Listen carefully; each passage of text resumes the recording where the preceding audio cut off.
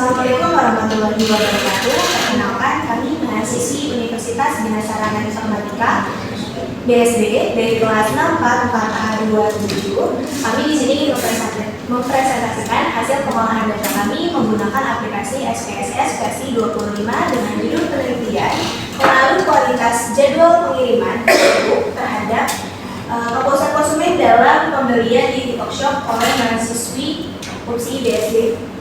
Sebelum mulai, izinkan saya untuk memperkenalkan anggota kami terlebih dahulu. Perkenalkan, nama saya Anissa Alifia. Saya Nazla Alifia. Saya Dinda Maria Galzadua. Baik, langsung saya jelaskan untuk variabel penelitian. Judul penelitian kami yaitu pengaruh kualitas dan jadwal pengiriman produk terhadap kepuasan konsumen dalam pembelian di TikTok Shop oleh mahasiswa-mahasiswi UPSI BSD.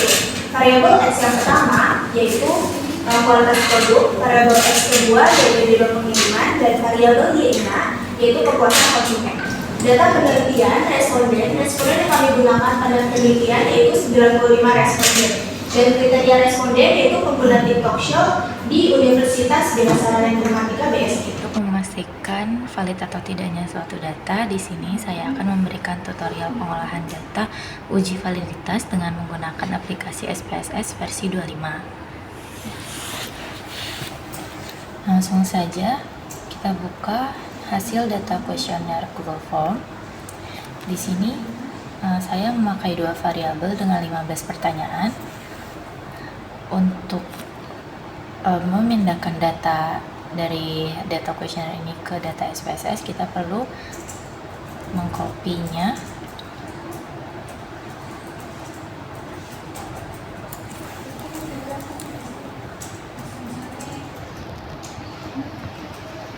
Lalu kita paste di data view, paste.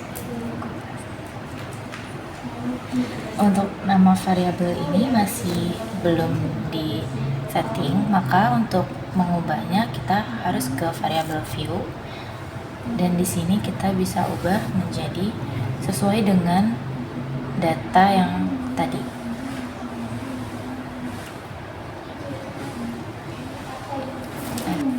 X1.1 sampai Y.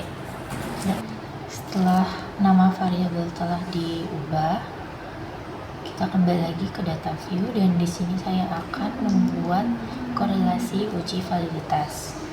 Langsung aja, tahap pertama yaitu bisa check analyze, lalu correlate, dan bivariate. Nah, di sini untuk kolom yang sebelah kiri, variabel-variabelnya kita pindahkan ke sebelah kanan dengan cara Ctrl A, lalu pencet panah yang di tengah. Nah, untuk correlation coefficient-nya pastikan di percent, lalu OK. Nah, di sini langsung otomatis terbentuk ya korelasinya. Nah, untuk cara pertama kita akan mengecek percent correlation-nya. Untuk nilai R tabel dengan 95 responden ini ada di angka 0,202, sedangkan di X1.1 ini ada 0,759. Untuk memastikan valid atau tidaknya data, nilai R hitung harus lebih besar daripada R tabel, dan di sini total X1.1 ini bisa dibilang valid atau lebih besar daripada R tabelnya. Lalu setelah saya cek dari total semua data ini di percent correlation ini, data ini bisa dibilang valid. Nah, untuk memakai cara yang kedua yaitu melihat nilai signifikasinya. Nah, di persyaratan signifikasi ini data signifikasi harus lebih kecil daripada 0,5, dan setelah saya cek untuk total X1, X2, dan Y, semua data lebih kecil daripada 0,5. Dan untuk cara yang pertama yang kedua itu semua data bisa dinyatakan valid, dan uji ini bisa dibilang valid. Selanjutnya saya akan membuat tutorial uji reliabilitas menggunakan aplikasi SPSS versi 25. Ini saya menggunakan data yang sama seperti data uji validitas tadi. Langsung saja kita klik Analyze, lalu pilih Scale dan pilih Reliability Analysis. Nah, pada kolom ini sama seperti tadi, kita akan pindahkan ke kolom sebelah kanan. Caranya Ctrl A, kecualikan total,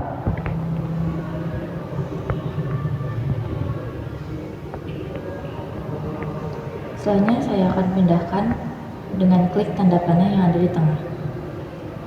Setelah itu kita klik statistik sebelah kanan dan pastikan descriptive for, kita klik di scale if item deleted. Setelah itu continue. Lalu oke. Di sini ada hasil uji reliability-nya. Lalu kita akan lihat di reliability statistik. Di sini count batch alpha-nya 0,92 dan end of item-nya itu 15. Setelah skill reliability ini muncul, saya akan memastikan jika data ini reliable. Nah, untuk memastikannya yaitu persyaratannya adalah nilai count batch alpha lebih dari 0,6, maka data tersebut akan reliable. Lalu kita akan cek di reliability statistik ini dengan end of items-nya itu 15. End of items-nya ini adalah hasil pertanyaan kuesioner yang sudah saya buat tadi. Lalu di sini count batch alpha-nya 0,902.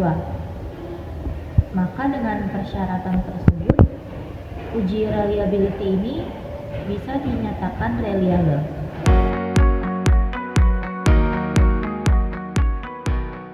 Ya, saya akan memaparkan tutorial tentang uji normalitas pengolahan data kelompok kami. Di sini bisa klik Analyze, lalu klik Descriptive Statistic, pilih Frequencies, dan untuk variabel dependent yaitu variabel Y bisa dipindahkan ke sebelah kanan.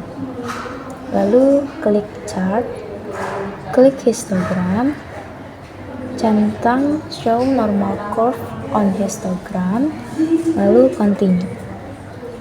Bisa klik OK.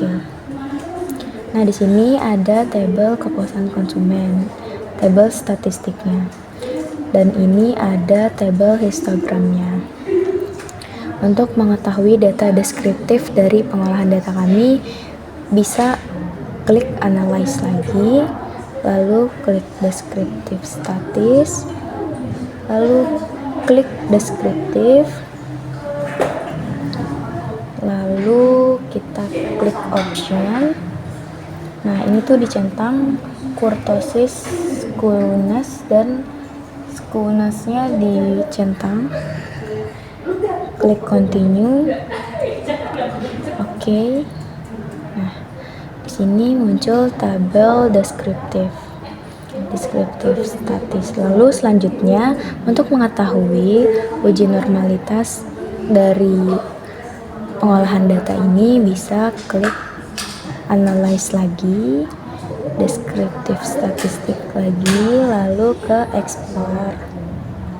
Nah, nanti ini bisa dimasukkan ke sebelah kanan, yaitu ini kepuasan konsumen variabel Y, yaitu variabel dependent, bisa dipindahkan ke dependent list. Selanjutnya klik Plots. Di sini centang normality plots, ininya dihapus, lalu klik Continue dan OK. Nah, sini ada tabel test of normality untuk menentukan kenormalan dari suatu data, yaitu nilai signifikannya harus 0,05. Nah, dikarenakan di sini hasil pengolahan data kami tes normality-nya 0,04, maka pengolahan data kami mendekati nilai normalitas tapi tidak signifikan.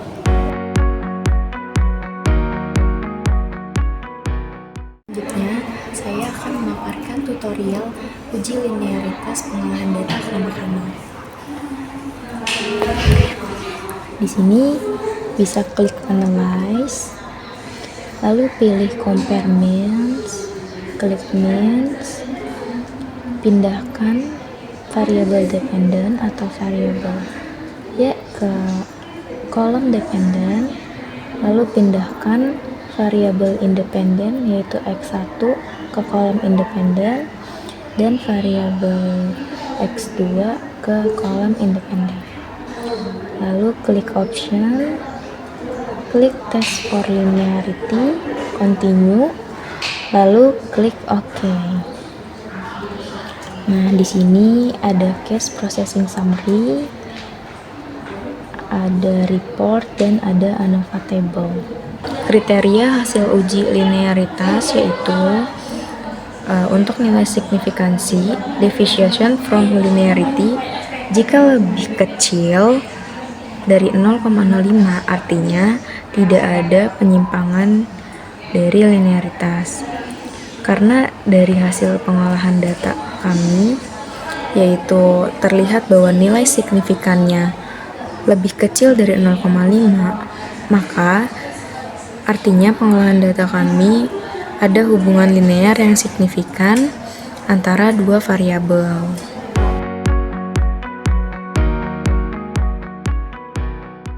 Selanjutnya, saya akan memberikan tutorial mengenai regresi berganda pada penelitian kami. Di sini sudah terdapat data dari penelitian kami melalui Google Form. Di sini di bagian variable view kita pilih analyze, lalu kita pilih regression, kita pilih linear, dan kita masukkan variable dependent dan juga variable independent. Lalu kita klik OK. Sini sudah terlihat variabel entertainment, model summary, ANOVA, dan koefisien.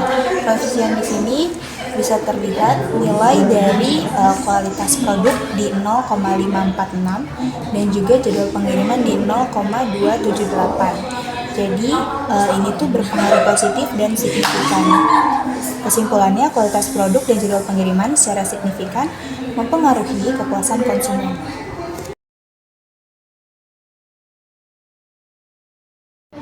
Berikut adalah hasil pengolahan data kami menggunakan aplikasi SPSS versi 25.